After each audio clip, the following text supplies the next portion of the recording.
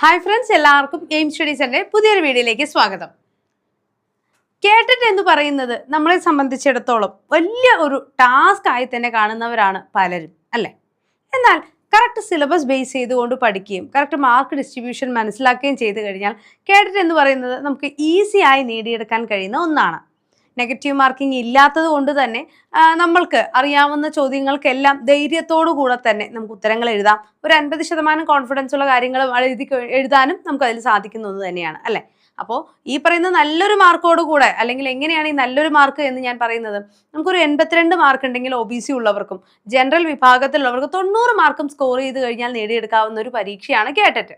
അപ്പോൾ ഇതിന്റെ സിലബസ് മനസ്സിലാക്കിക്കൊണ്ട് പഠിച്ചു കഴിഞ്ഞാൽ ഈസിയായി ക്രാക്ക് ചെയ്യാമെന്ന് ഞാൻ പറഞ്ഞു. അപ്പോൾ ഇതിന്റെ ഡീറ്റെയിൽഡ് ആയിട്ടുള്ള സിലബസും ആർക്കൊക്കെയാണ് ഇതിനെ അപ്ലൈ ചെയ്യാൻ സാധിക്കുക എന്നുള്ളതാണ് നമ്മൾ ഇന്നത്തെ വീഡിയോയിലൂടെ ചർച്ച ചെയ്യാനായിട്ട് പോകുന്നത്. അപ്പോൾ കേട്ടറ്റ് കാറ്റഗറി 1ന്റെ ഡീറ്റെയിൽഡ് സിലബസ്, അതേപോലെ ഇതിന്റെ മാർക്ക് ഡിസ്ട്രിബ്യൂഷൻസ് എങ്ങനെയാണ്, ഫോക്കസ് ചെയ്യേണ്ട മേഖലകൾ ഏതൊക്കെയാണ്, ഈ സിലബസിലല്ലാതെ എക്സ്ട്രാ ആയിട്ട് നമ്മുടെ പരീക്ഷയ്ക്ക് ചോദിക്കാൻ സാധ്യതയുള്ള ടോപ്പിക്കുകൾ ഏതൊക്കെയാണ് പോലെയുള്ള കാര്യങ്ങളാണ് ഇന്നത്തെ വീഡിയോയിലൂടെ നമ്മൾ ചർച്ച ചെയ്യുന്നത്. അപ്പോൾ വീഡിയോ മുഴുവനായും കാണാം. അതോടൊപ്പം തന്നെ നിങ്ങളുടെ സഹപ്രവർത്തകരും കൂടെ പഠിച്ചവരും അതേപോലെ കൂടെ വർക്ക് ചെയ്യുന്നവരും എല്ലാം കേട്ടറ്റിനായിട്ട് തയ്യാറെടുക്കുന്നവരുണ്ടാവും. അപ്പോൾ അവർക്ക് കൂടെ ഈ വീഡിയോ തീർച്ചയായും ഒന്ന് ഷെയർ ചെയ്ത് കൊടുക്കുക, വളരെയധികം യൂസ്ഫുൾ ആയിരിക്കും. ഓക്കെ, അപ്പോൾ കേട്ടറ്റ് കാറ്റഗറി 1 എക്സാം എഴുതുന്ന ആളുകൾ ആരൊക്കെയാണ്? നമ്മുടെ TTC, അതേപോലെ തന്നെ അല്ലെങ്കിൽ ഇപ്പോൾ DED DLED ആണെങ്കിൽ +2 വിത്ത് TTC DED DLED ഉള്ളവരാണ് കേട്ടറ്റ് കാറ്റഗറി 1 എഴുതുക, അല്ലേ? നമ്മുടെ LPSAക്ക് വേണ്ടിയിട്ടുള്ളതാണ് കാറ്റഗറി 1 എന്ന് പറയുന്നത്. ഓക്കെ, അപ്പോൾ അതിൻ്റെ കംപ്ലീറ്റ് ആയിട്ടുള്ള കാര്യങ്ങൾ നമുക്ക് ചർച്ച ചെയ്യുന്നതിന് മുമ്പ് ഇനി കാറ്റഗറി 2നെ കുറിച്ചും 3നെ കുറിച്ചും 4നെ കുറിച്ചും അറിയണം, അതിൻ്റെ എക്സാമുകളെ കുറിച്ച് അറിയണം, അപ്ലൈ ചെയ്യുന്നതുമായി ബന്ധപ്പെട്ട അപ്ഡേഷൻസ് അറിയണം, അല്ലേ? അപ്പോൾ നിങ്ങളുടെ കാറ്റഗറിയുമായി ബന്ധപ്പെട്ട എല്ലാ അപ്ഡേഷൻസും ഉടൻ തന്നെ അറിയുന്നതിനായി നമ്മുടെ ചാനൽ സബ്സ്ക്രൈബ് ചെയ്യുന്നതിനോടൊപ്പം തന്നെ ബെല്ലൈക്കൺ കൂടെ ഒന്ന് എനേബിൾ ചെയ്യുക. അതേപോലെ തന്നെ ഈ നോട്ടിഫിക്കേഷൻസും കാര്യങ്ങളെല്ലാം PDF ആയി തന്നെ നിങ്ങൾക്ക് വാട്സാപ്പിലൂടെ ലഭിക്കുന്നതിനായിട്ട് എയിം സ്റ്റഡി സെന്ററിന്റെ വാട്സാപ്പ് ചാനലിലെ ലിങ്കും വാട്സാപ്പ് ഗ്രൂപ്പിന്റെ ലിങ്കും താഴെ പ്രൊവൈഡ് ചെയ്തിട്ടുണ്ട്. അതിൽ കൂടെ ഒന്ന് ജോയിൻ ചെയ്യാം. ഓക്കെ ആണല്ലോ? അപ്പോൾ നിങ്ങളുടെ കേട്ടറ്റ് പഠനം ഒന്നുകൂടെ ഊർജിതമാക്കാനായിട്ട് ഒരുപാട് ഫ്രീ ക്ലാസ്സുകളും വാട്സപ്പ് ഗ്രൂപ്പിലൂടെ വരുന്നുണ്ട് കേട്ടോ. അപ്പോൾ അതിലേക്കൊന്ന് ജോയിൻ ചെയ്യണേ. നമ്മുടെ എയിം സ്റ്റഡി സെന്ററിൽ കേട്ടറ്റ് കാറ്റഗറി 1, 2, 3, 4 എന്നിവയുടെ പ്രീമിയം മെന്റർഷിപ്പ് ബാച്ചുകൾ ആരംഭിക്കുന്നുണ്ട്. ഒരു ക്രാഷ് കോഴ്സ് എന്ന രീതിയിൽ തന്നെ നമുക്ക് സെറ്റ് ചെയ്തുകൊണ്ട് പഠിക്കാവുന്ന സിസ്റ്റമാറ്റിക് ഒരു സ്റ്റഡി പ്ലാനോട് കൂടെ സെറ്റ് ചെയ്തിരിക്കുന്ന ഒരു ബാച്ചാണ്. കഴിഞ്ഞ 8 കേട്ടറ്റിലായി 6000-ലധികം പേരെ വിജയിപ്പിച്ച ആ ഒരു സ്ട്രാറ്റജിയോടൊപ്പം നിങ്ങൾക്ക് പഠിക്കാം. എന്നും എയിം സ്റ്റഡി സെന്റർ നിങ്ങളുടെ വിജയം വരെയും കൂടെ തന്നെ ഉണ്ടാവും. നല്ല രീതിയിൽ തന്നെ വർക്കൗട്ട് ചെയ്യാനും ഒരു ദിവസം ഒരു 1-1.5 മണിക്കൂർ നമ്മുടെ വിജയത്തിനായി മാറ്റിവെക്കാനും നിങ്ങൾ തയ്യാറാണ് എന്നുണ്ടെങ്കിൽ ഇനി ഒട്ടും വൈകണ്ട 9446537080 എന്ന നമ്പറിൽ കോൺടാക്ട് ചെയ്യുക.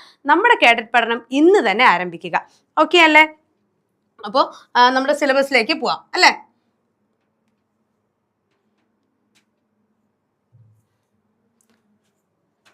അപ്പോൾ ആദ്യം തന്നെ ഞാൻ പറയാം, കേരള ടീച്ചർ എലിജിബിലിറ്റി ടെസ്റ്റ് അഥവാ കേട്ടറ്റ് 2012 എന്ന് കാണുമ്പോൾ കുറേ പേര് ചോദിക്കും, അതെന്താ 12 എന്നിട്ട് സിലബസിൽ മാറ്റമില്ലേ എന്ന് ചോദിക്കും. ഇല്ല, ഇപ്പം സിലബസിൽ ഇതുവരെയും പുതിയ അപ്ഡേഷൻസ് ഒന്നും വന്നിട്ടില്ല. 2012 മുതൽ ഒരൊറ്റ സിലബസ് തന്നെയാണ് നിലവിലും. ആ സിലബസ് പ്രകാരം തന്നെയാണ് ചോദ്യങ്ങൾ വരുന്നത്. പക്ഷെ ചോദ്യത്തിൻ്റെ നിലവാരവും രീതിയും മാറിയിട്ടുണ്ട് എന്ന് മാത്രമേ ഉള്ളൂ. ഓക്കെ അല്ലേ? അപ്പോൾ നമ്മൾ കേട്ടറ്റ് കാറ്റഗറി 1 അഥവാ പേപ്പർ 1 എന്ന് പറയുമ്പോൾ അത് 1 മുതൽ 5ാം ക്ലാസ് വരെയുള്ള കുട്ടികൾക്ക് വേണ്ടിയിട്ടുള്ളതാണ്. അതിൽ നമുക്ക് ശരിക്കും 150 മാർക്കിന്റെ പരീക്ഷയാണ്. അതിൽ ചൈൽഡ് ഡെവലപ്മെന്റ് ആൻഡ് പെഡഗോജി എന്ന ഭാഗത്ത് നിന്നും 30 മാർക്കിന്റെ ചോദ്യങ്ങളാണ് ഉണ്ടാവുക. ഓക്കെ, എല്ലാ MCQകളായിരിക്കും. ഒരു ചോദ്യം 4 ഓപ്ഷൻ എന്ന രീതിയിൽ OMR രീതിയിലാണ് പരീക്ഷ ഉണ്ടാവുക. അതിൽ നമുക്ക് ഫസ്റ്റ് വരുന്ന ഏതാണ്? നമ്മുടെ സൈക്കോളജിയിൽ നിന്നുള്ള 30 മാർക്കിന്റെ ചോദ്യങ്ങൾ. അതിലെ 15 മാർക്കിന്റെ ചോദ്യങ്ങൾ ചൈൽഡ് ഡെവലപ്മെന്റ് ആൻഡ് ലേണിംഗുമായി ബന്ധപ്പെട്ടതായിരിക്കും. അതായത് ചൈൽഡ് ബിഹേവിയറിനെ കുറിച്ച് പഠിക്കുന്ന വ്യത്യസ്ത രീതികൾ, അല്ലെ? ആ രീതികൾ ഏതൊക്കെയാണ്? കേസ് സ്റ്റഡി, ഇന്റർവ്യൂ, സൈക്കോളജിക്കൽ ടെസ്റ്റുകൾ, അതേപോലെ വളർച്ച, കൺസെപ്റ്റ് ഓഫ് ഡെവലപ്മെന്റ്, വളർച്ച, വികാസം, ഇവ തമ്മിലുള്ളതിനെ സ്വാധീനിക്കുന്ന ഘടകങ്ങൾ, അല്ലെ? Principles of growth and development, influence of heredity and environment and human development, concept of learning, അല്ലെ? പഠനവുമായി ബന്ധപ്പെട്ടിട്ടുള്ള കൺസെപ്റ്റുകൾ. അതേപോലെ നമ്മുടെ ലേണിംഗ് തിയറീസ് ഒക്കെ വരുന്നുണ്ട്, അല്ലെ? തോണ്ടേക്കിന്റെയും നമ്മുടെ പാവ്ലോവിന്റെയും സ്കിന്നറിന്റെയും ഇൻസൈറ്റ് ലേണിങ്ങും ജസ്റ്റാൾട്ടും ഒക്കെ എന്നും ചോദിക്കുന്നതാണ്. അതേപോലെ വളരെ പ്രധാനപ്പെട്ട വ്യക്തികളാണ് പിയാഷെ, ബ്രൂണർ, വൈഗോട്സ്കി. അല്ലെ? പിയാഷയുടെ കൺസ്ട്രക്റ്റിവിസവും വൈഗോട്സ്കിയുടെ സോഷ്യൽ കൺസ്ട്രക്റ്റിവിസവും നമ്മുടെ ബ്രൂണറിന്റെ സ്പൈറൽ അപ്രോച്ചും ഡിസ്കവറി ലേണിംഗും ഒക്കെ എന്താണ് എന്നും പരീക്ഷയ്ക്ക് റിപ്പീറ്റഡ് ആയിട്ട് ഒരു ചോദ്യം ഉറപ്പുള്ള മേഖലകൾ തന്നെയാണ്. അതേപോലെ തന്നെ പാവ്ലോവിന്റെ അല്ലെ പട്ടിയെ വെച്ചിട്ടുള്ള കണ്ടീഷനിങ്, ക്ലാസിക്കൽ കണ്ടീഷനിങ് തിയറി എന്നും ഒരു ചോദ്യം വരാറുള്ളത് തന്നെയാണ്.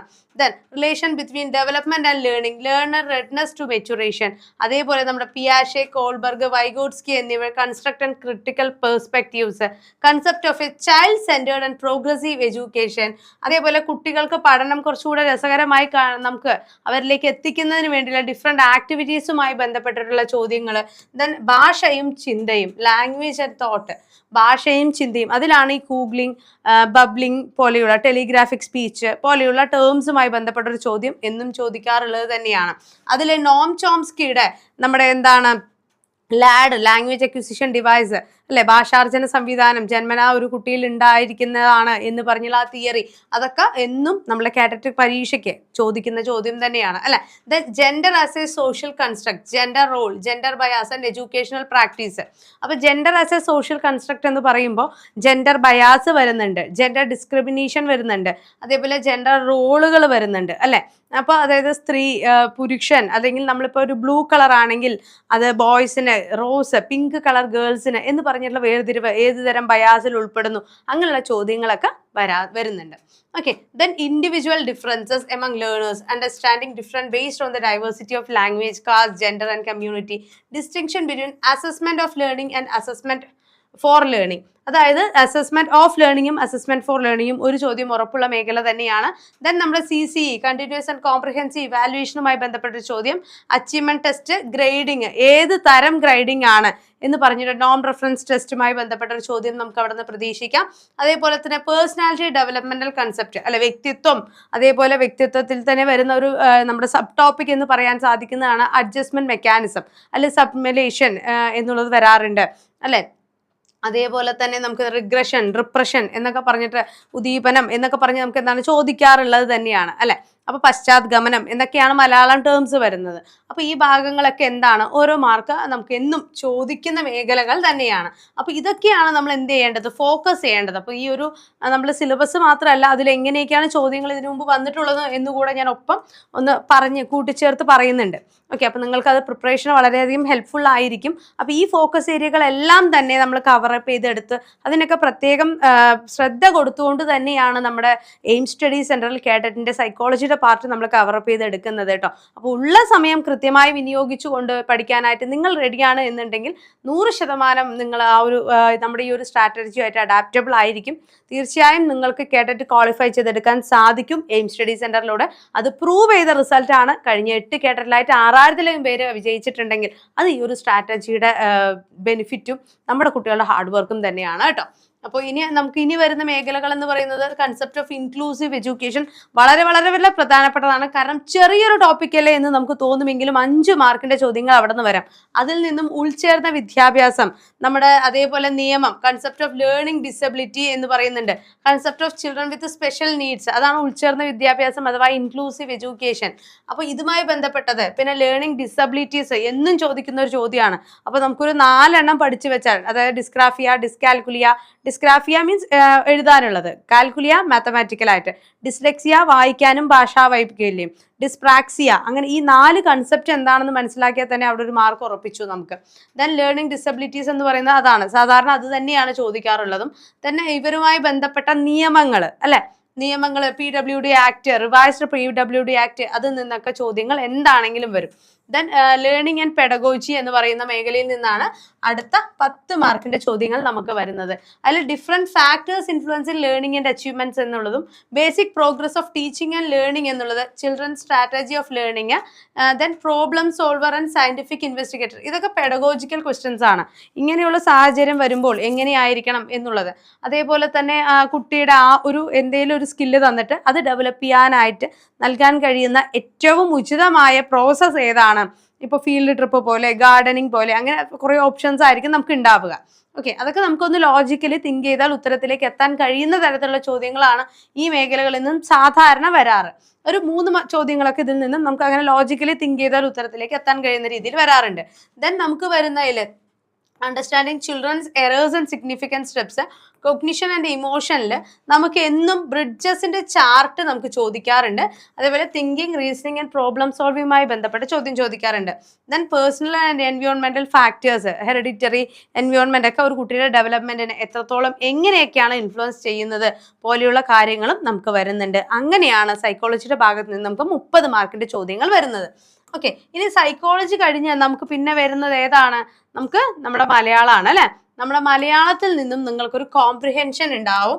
അത് ഏത് വേണമെങ്കിലും ആവാം. ഒരു പാസേജ് തരുന്നു, അതിൽ നിന്നും 5 മാർക്കിന്റെ ചോദ്യങ്ങൾ ചോദിക്കുന്നു. ദെൻ ഒരു പദ്യം തരുന്നു, അതിൽ നിന്നും 5 മാർക്കിന്റെ ചോദ്യങ്ങൾ ചോദിക്കുന്നു. ദെൻ ഭാഷാശാസ്ത്രവുമായി ബന്ധപ്പെട്ട്, അതായത് നമ്മുടെ ഭാഷാ ബോധനശാസ്ത്രം, പെഡഗോജിയിൽ നിന്നും 10 ചോദ്യങ്ങൾ ഉണ്ടാവുന്നു. അതിലെന്ത് ചെയ്യുന്നു? ദെൻ ഭാഷാ പഠന സിദ്ധാന്തങ്ങളും വിനിമയത്തിന്റെ രീതിയും കാര്യങ്ങളൊക്കെയാണ് അവിടെ. അതിനുശേഷമാണ് നമ്മുടെ ഗ്രാമർ പാർട്ട് വരുന്നത്. അപ്പൊ നിങ്ങൾക്ക് ഇതിൽ നിന്ന് അറിയാം 20 മാർക്ക് എന്താണ് നമുക്ക് അത്യാവശ്യം ഈസിയായി സ്കോർ ചെയ്യാൻ കഴിയുന്ന മേഖലകളാണ്. ദെൻ നമുക്ക് ഇനി വരുന്ന ഭാഷാ, സാഹിത്യം, സംസ്കാരം എന്ന ഭാഗത്ത് നിന്നും ശൈലികളും പ്രയോഗങ്ങളും ഉറപ്പായും ഒരു ചോദ്യം ഉള്ളത് തന്നെയാണ്. അപ്പോൾ ഒരു ശൈലി തരും, അത് എന്തുമായി ബന്ധപ്പെട്ടതാണ്, ഈസി ആയിട്ട് എഴുതാൻ കഴിയുന്നതാണ്. പ്രായോഗിക വ്യാകരണം എന്ന് പറയുമ്പോൾ ശ്രദ്ധിച്ചോളുക, സന്ധി, സമാസം,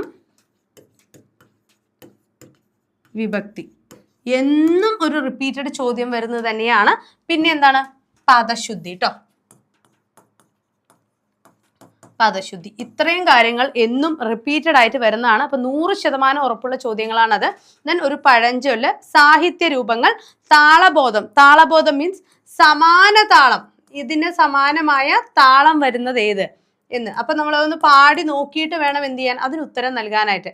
ഓക്കെ, അങ്ങനെ സമാന താളത്തിൽ നിന്നും ഒരു ചോദ്യം നമുക്ക് ഉറപ്പായി തന്നെ വരുന്നതാണ്.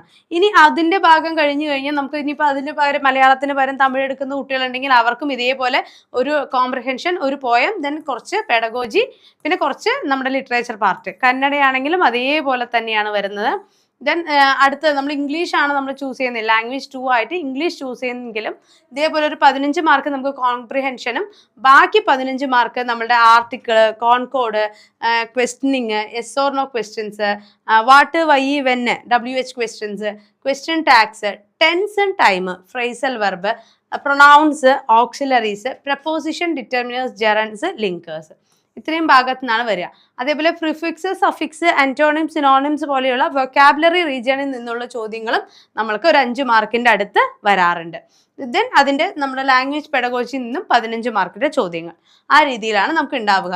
അപ്പൊ ഇതിൽ നമ്മുടെ നോർമലി പഠിക്കുന്ന ലാംഗ്വേജ് തിയറീസ് ഒക്കെ ഉണ്ടല്ലോ, ലാംഗ്വേജ് തോട്ട്, അതേപോലെ ലാംഗ്വേജ് ബേസ്ഡ് ആയിട്ടുള്ള കാര്യങ്ങൾ, ICD ബേസ്ഡ് ആയിട്ടുള്ളത്, പിന്നെ ഇതുമായി ബന്ധപ്പെട്ടുള്ള അപ്ലിക്കേഷൻ ആയിട്ടുള്ള ചോദ്യങ്ങൾ, അങ്ങനെയുള്ള കാര്യങ്ങളൊക്കെയാണ് ഈ ഭാഗത്ത് നിന്ന് വരിക. ഓക്കെ, ലാംഗ്വേജ് 2 ആയിട്ട് അറബിക്ക് ചൂസ് ചെയ്യുന്നവർക്ക് അറബിക്ക് ചൂസ് ചെയ്യാം. ഓക്കെ, ദെൻ അടുത്ത നമുക്ക് വരുന്ന 30 മാർക്ക്. അപ്പൊ നമ്മൾ സൈക്കോളജി പറഞ്ഞു, ഇംഗ്ലീഷ് പറഞ്ഞു, മലയാളം പറഞ്ഞു അല്ലെ. ഇനി നമ്മുടെ അടുത്ത ഏതാണ്? എൻവയോൺമെന്റൽ സയൻസ് ആണ്. എൻവയോൺമെന്റൽ സയൻസിൽ നിന്ന് 30 മാർക്കിന്റെ ചോദ്യങ്ങളാണ് ഉണ്ടാവുക. 20 സബ്ജക്ട് പാർട്ടും 10 പെഡഗോജി പാർട്ടും. ആ 20 സബ്ജക്ട് പാർട്ടിലെ ചോദ്യങ്ങളിൽ ഫാമിലി, അതായത് നമ്മുടെ കുടുംബം, സാമൂഹീകരണം എന്ന ഭാഗത്ത് നിന്നുള്ള എന്താണ് family as a social institution എന്നൊക്കെ പറയുന്ന പോലെ ആ ഇത് ബേസ് ചെയ്തൊരു ചോദ്യങ്ങൾ ഉണ്ടാവും. ദെൻ വാട്ടറുമായി ബന്ധപ്പെട്ടിട്ട്, ഓക്കെ, വാട്ടർ, ദെൻ അഗ്രികൾച്ചർ, വിവിധ കൃഷി രീതികളെ കുറിച്ച്, പെസ്റ്റിസൈഡുകളെ കുറിച്ച് ഒക്കെ ഒന്ന് നോക്കി വെച്ചിരിക്കുക. ദെൻ വെഹിക്കിൾസ് എന്ന് പറഞ്ഞൊരു ടോപ്പിക് വരുന്നുണ്ട്. അപ്പൊ ഗതാഗതവുമായി ബന്ധപ്പെട്ട റീസെന്റ് ഉള്ള ഏതെങ്കിലും ഒരു ചോദ്യം പ്രതീക്ഷിക്കാം. ദെൻ സോയിൽ എന്ന് പറയുന്നുണ്ട്. സോയിൽ എന്ന് പറയുമ്പോൾ നമുക്കതിൽ വരാൻ സാധ്യതയുള്ളത് മണ്ണുമായി ബന്ധപ്പെട്ടതല്ലേ എന്ന് വിചാരിക്കും. പക്ഷെ ജെർമിനേഷൻ ഓഫ് സീഡ് എന്ന് പറഞ്ഞ് നമുക്കൊരു ടോപ്പിക് ഉണ്ട് അല്ലെ, വിത്ത് മുളയ്ക്കൽ. അതിൽ നിന്നും ചോദിക്കാറുണ്ട്. പ്ലുമ്യൂള്, റാഡിക്കിള്, അതേപോലെ തന്നെ ഉള്ള ചോദ്യങ്ങളൊക്കെ നമുക്ക് പ്രതീക്ഷിക്കാം. അതേപോലെ നമ്മുടെ 3ാം ക്ലാസ്സിലെയും 4ാം ക്ലാസ്സിലെയും ഹാൻഡ് ബുക്ക് ബേസ്ഡ് ആയിട്ടുള്ള അല്ലെങ്കിൽ അവരുടെ ടെക്സ്റ്റ് ബുക്ക് ബേസ്ഡ് ആയിട്ടുള്ള ചോദ്യങ്ങൾ വരാൻ സാധ്യതയുള്ളതാണ്. അപ്പോൾ അതിൽ tap root system, fibrous root system അല്ലെ, നാരുവേര് പടലം, തായ്വേര് പടലം, അതേപോലെ തന്നെ റെറ്റിക്കുലേറ്റ് ആൻഡ് പാരലൽ വീനേഷൻ, അതേപോലെ തന്നെ വ്യത്യസ്ത തരം വേരുകൾ അല്ലെ, പ്രോപ്പ് റൂട്ട്, സ്റ്റിൽറ്റ് റൂട്ട് എന്ന് പറഞ്ഞ വേരുകൾ വരുന്നുണ്ടല്ലോ അല്ലെ, ശ്വസന വേരുകൾ, കണ്ടൽക്കാടുകളിൽ ശ്വസന വേരുകൾ, അങ്ങനെയുള്ള വേരുകളുമായി ബന്ധപ്പെട്ട ചോദ്യങ്ങളൊക്കെ നമുക്ക് ഈ ഭാഗത്ത് നിന്ന് നമുക്ക് പ്രതീക്ഷിക്കാവുന്നതാണ്. ദെൻ ആവാസ വ്യവസ്ഥ എന്ന് പറഞ്ഞൊരു ടോപ്പിക് നമ്മുടെ 4ാം ക്ലാസ്സിന്റെ ടെക്സ്റ്റ് ബുക്കിലുണ്ട്. ഓക്കെ, അതുകൊണ്ട് തന്നെ എക്കോസിസ്റ്റം, എർത്ത് പഠിക്കുന്നവർ എക്കോസിസ്റ്റം കൂടെ ഉൾപ്പെടുത്തിയും എക്കോസിസ്റ്റത്തിന്റെ പൊല്യൂഷൻ അല്ലെങ്കിൽ എൻവയോൺമെന്റൽ പൊല്യൂഷനുമായി ബന്ധപ്പെട്ട കാര്യങ്ങളും കൂടെ നമ്മൾ അവിടെ കവർ ചെയ്തെടുക്കണം. ദെൻ രോഗങ്ങൾ എന്ന് പറയുമ്പോൾ അതെന്താണ്? നമ്മുടെ വൈറ്റമിൻ ഡിഫിഷ്യൻ ഡിസീസസ് ആയിരിക്കാം, ജീവിതശൈലി രോഗങ്ങളായിരിക്കാം, വൈറൽ ബാക്ടീരിയൽ ഫംഗൽ ഡിസീസുകളും ആ ഭാഗങ്ങളിൽ ഉൾപ്പെടുന്നവ തന്നെയാണ്. ദെൻ ഫുഡ് എന്ന ടോപ്പിക്കിലാണ് നമുക്ക് എന്ത് വരുന്നത്? വൈറ്റമിൻസ്, മിനറൽസ്, ഇതിൻ്റെ സ്പെഷ്യാലിറ്റീസ്, ദെൻ ആർട്ടിഫിഷ്യൽ ഫുഡ്സ്, അതിൽ ചേർക്കുന്ന കളറിങ് ഏജൻറ്റുകൾ, അതിൻ്റെ മെറിറ്റ്സ്, ഡീമെറിറ്റ്സ്, അങ്ങനെയുള്ള കാര്യങ്ങൾ. ദെൻ കാർബൺ ഡേറ്റിംഗ് എന്നുള്ള പ്രോസസ്സ് വരുന്നത്, കാർബൺ ഫുട് പ്രിന്റ് എന്ന കാര്യങ്ങളൊക്കെ വരുന്നത് എവിടെ തന്നെയാണ്? ഫുഡ് എന്ന ടോപ്പിക്കിലാണ്. Then public institute, jobs, energy. Energy എന്ന് പറയുമ്പോൾ types of energy, conservation of energy, അതായത് ഊർജ്ജ സംരക്ഷണവുമായി ബന്ധപ്പെട്ട ചോദ്യങ്ങൾ വരും. അനിമൽ വേൾഡ് വരുന്നുണ്ട്. Then plants, variety of plants, അതായത് ഹെർബേറിയം, ബൊട്ടാനിക്കൽ ഗാർഡൻ, അതേപോലെ തന്നെ നിങ്ങൾ ശ്രദ്ധിക്കേണ്ട മറ്റൊന്നാണ് സുവോളജിക്കൽ പാർക്ക്, ബൊട്ടാനിക്കൽ ഗാർഡൻ, കാവുകൾ, നാഷണൽ പാർക്കുകൾ, വൈൽഡ് ലൈഫ് സാങ്ച്വറികൾ. ഇതിൻ്റെ എല്ലാം ഡെഫിനിഷൻസ് ഒന്ന് ജസ്റ്റ് നോക്കി വെച്ചിരിക്കുക.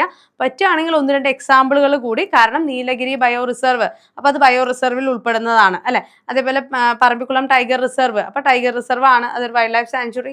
അങ്ങനെയുള്ള കാര്യങ്ങൾക്കൊക്കെ 1-2 ഉദാഹരണങ്ങൾ നമ്മൾ നോക്കി വെച്ചിരിക്കണം. ചോദ്യങ്ങൾ കഴിഞ്ഞ എക്സാമുകൾക്ക് റിപ്പീറ്റ് ചെയ്തിട്ടുണ്ട്. ദെൻ ഫസ്റ്റ് എയ്ഡ്, അതേപോലെ തന്നെ പ്രധാനപ്പെട്ടിട്ടുള്ള ഫസ്റ്റ് എയ്ഡ് നിർബന്ധമായി ഒന്ന് നോക്കി വെച്ചിരിക്കുക. അതേപോലെ പ്രധാനപ്പെട്ട ഫസ്റ്റ് എയ്ഡ് രീതികൾ ഏതൊക്കെയാണ്, ഫസ്റ്റ് എയ്ഡ് കിറ്റിൽ എന്തൊക്കെ ഉൾപ്പെടുന്നു എന്നുള്ള കാര്യങ്ങൾ.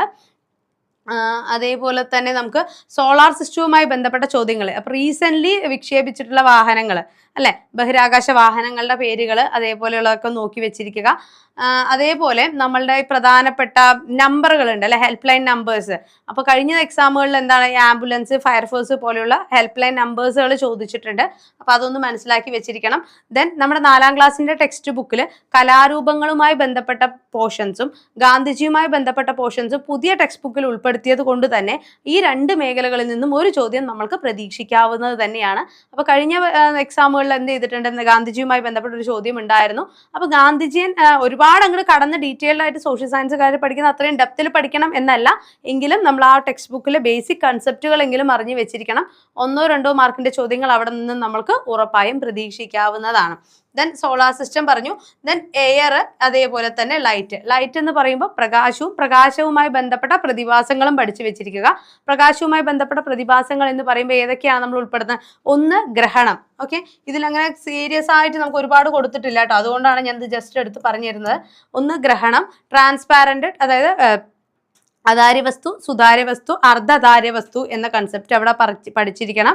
ദെൻ റിഫ്ലക്ഷൻ, അതായത് പ്രതിഫലനവും അപവർത്തനം, അതായത് സാധാരണ ചോദിക്കാറുള്ള അപവർത്തനത്തിന്റെ ചോദ്യമാണ്. ഒരു ഗ്ലാസ്സിൽ ഇട്ട് വെച്ച പെന്ന് അല്ലെങ്കിൽ പെൻസിൽ ഒടിഞ്ഞതായി തോന്നാൻ കാരണം ഏത് പ്രതിഭാസമാണ് എന്ന രീതിയിലായിരിക്കും ചോദിക്കുക. അപ്പൊ ആ ഭാഗത്ത് നിന്നും ഒരു ചോദ്യം നമ്മൾക്ക് പ്രതീക്ഷിക്കാവുന്നതാണ്. ഓക്കെ ആണല്ലോ. അപ്പൊ ഇത്രയുമാണ് എൻവയോൺമെന്റൽ സയൻസിന്റെ ഭാഗത്ത് നിന്ന് വരുന്ന കണ്ടന്റ് പാർട്ട്. ഇനി പെഡഗോജിയിൽ നിന്നുള്ള 10 ചോദ്യങ്ങളാണ് ഉണ്ടാവുക. അതിൽ നമ്മുടെ സയൻസുമായി ബന്ധപ്പെട്ടതും കുറച്ച് ആക്ടിവിറ്റി ഓറിയന്റഡ് ആയിട്ടുള്ള ഫീൽഡ് ട്രിപ്പ് പോലെയുള്ള, ഹെർബേറിയൻ പോലെയുള്ള പ്രോസസ്സുമായി ബന്ധപ്പെട്ടിട്ടുള്ള കാര്യങ്ങളാണ് അവിടെ വരിക. കോറിലേഷൻ, നമ്മുടെ സ്പൈറൽ അപ്രോച്ച് അല്ലെ, അതേപോലെ ഇൻഡക്റ്റീവ് ആൻഡ് ഡിഡക്റ്റീവ് റീസണിങ്, അതൊക്കെ എന്താണ് ഈ ഭാഗത്താണ് നമുക്ക് അതുമായി ബന്ധപ്പെട്ട ചോദ്യങ്ങളൊക്കെ വരിക.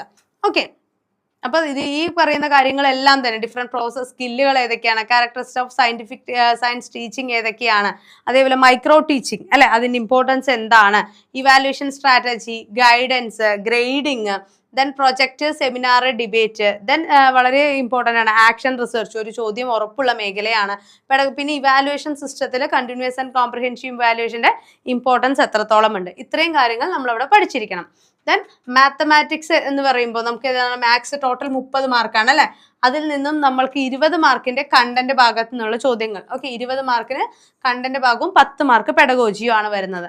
അപ്പോൾ കണ്ടന്റ് എന്ന് പറയുമ്പോൾ നമ്മുടെ നാച്ചുറൽ നമ്പേഴ്സ്, അതിൽ നാച്ചുറൽ നമ്പേഴ്സിന്റെ നമ്പർ നെയിംസ്, അതേപോലെ തന്നെ place value, face value, order, simple, BODMAS rule, ഈ കാര്യങ്ങളൊക്കെ വരുന്നുണ്ട്.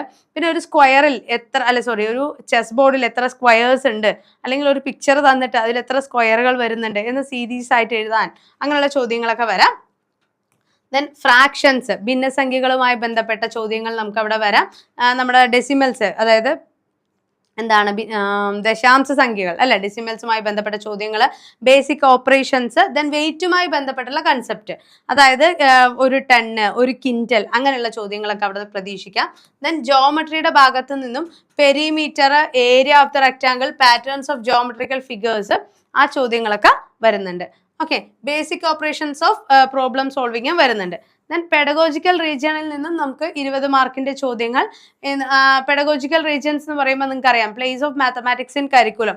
കരിക്കുലത്തിൽ മാത്സിന്റെ ഇമ്പോർട്ടൻസ്, അതുമായി ബന്ധപ്പെട്ട ആക്ടിവിറ്റികൾ എന്തൊക്കെയാണ് എന്നുള്ള രീതിയിലാണ് ചോദ്യങ്ങൾ വരിക. ദെൻ അതിന്റെ historical development of mathematics. Historical development എന്ന് പറയുമ്പോൾ വളരെ പ്രശസ്തമായിട്ടുള്ള നമ്മുടെ മാത്തമാറ്റീഷ്യൻസിന്റെ പ്രധാനപ്പെട്ട ബുക്കുകളുടെ പേരുകൾ ഒന്ന് അറിഞ്ഞു വെച്ചിരിക്കുക.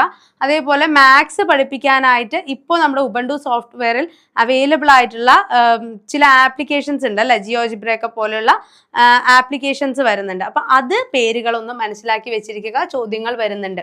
ഓക്കെ, ദെൻ അതിന്റെ strategies, methods, different learning materials, അതായത് നമ്മുടെ അതിനുവേണ്ടി mathematics club, laboratory, maths fair, maths library, അങ്ങനെയുള്ള കാര്യങ്ങൾ ഇതിന് മാത്തമാറ്റിക്കൽ ലേണിങ്ങിന്റെ ഇവാലുവേഷന്റെ ഇമ്പോർട്ടൻസ്. ഓക്കെ, ഇത്രയും കാര്യങ്ങളാണ് നമുക്ക് എന്ത് ചെയ്യുന്നത്, നമ്മുടെ മാത്സിന്റെ പോർഷൻസ് എന്ന് വരുന്നത്. അപ്പോൾ ഈ പറയുന്ന മാത്സും കൂടെ ആവുമ്പോൾ നമുക്ക് എന്തായി, 150 മാർക്കിന്റെ പരീക്ഷയായി അല്ലെ. Psychology, English, Malayalam, EVS, maths 30 വീതം ചോദ്യങ്ങൾ, 150 മാർക്കിന്റെ പരീക്ഷ. ക്ലിയർ ആണല്ലോ. അപ്പൊ ഇതിൽ ഓരോ മേഖലയിൽ നിന്നും എങ്ങനെയൊക്കെയാണ് ചോദ്യങ്ങൾ വരിക എന്നുള്ളത് ഒരു വളരെ ചുരുങ്ങിയ സമയം കൊണ്ട് തന്നെ ഒരു ഔട്ട്ലുക്ക് നിങ്ങൾക്ക് മനസ്സിലായിട്ടുണ്ടാവും അല്ലെ. അപ്പൊ നിങ്ങൾക്ക് ഇപ്പൊ തന്നെ ഒരു കോൺഫിഡൻസ് വന്നിട്ടുണ്ടാവും. ഒരു ചെറിയൊരു ഗൈഡൻസ് കൂടെ ഉണ്ട് എന്നുണ്ടെങ്കിൽ ഈസി ആയിട്ട് ക്രാക്ക് ചെയ്തെടുക്കാൻ കഴിയുന്ന ഒന്നാണ് കേട്ടറ്റ് എന്നുള്ളത് അല്ലെ. അപ്പോൾ ഈസി ആയി നിങ്ങൾക്ക് ക്രാക്ക് ചെയ്തെടുക്കാം എയിം സ്റ്റഡി സെന്ററിലൂടെ. കഴിഞ്ഞ 8 കേട്ടറ്റിലായി 6000-ലധികം പേരെ വിജയിപ്പിച്ച ആ ഒരു സ്ട്രാറ്റജിയോടുകൂടെ പഠിക്കാനാണ് ഞാൻ നിങ്ങളെ ഓരോരുത്തരെയും ക്ഷണിക്കുന്നത്. അപ്പൊ എയിം സ്റ്റഡി സെന്ററിൽ കേട്ടറ്റ് കാറ്റഗറി 1, 2, 3, 4 എന്നിവയുടെ പ്രീമിയം മെന്റർഷിപ്പ് ബാച്ചുകൾ ആരംഭിച്ചിട്ടുണ്ട്.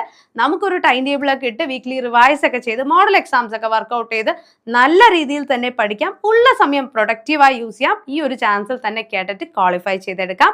അപ്പൊ കോഴ്സിനെ കുറിച്ച് കൂടുതൽ അറിയാനായി 9446537080 നമ്പറിൽ കോൺടാക്ട് ചെയ്യുക. മറ്റൊരു വീഡിയോ ആയിട്ട് നമുക്ക് വീണ്ടും കാണാം. വീഡിയോസ് ഒക്കെ ഇഷ്ടമാണെന്നുണ്ടെങ്കിൽ ചാനൽ സബ്സ്ക്രൈബ് ചെയ്യാൻ മറക്കരുത്. അതോടൊപ്പം തന്നെ ബെല്ലൈക്കൺ കൂടി ഒന്ന് എനേബിൾ ചെയ്തിട്ടാം.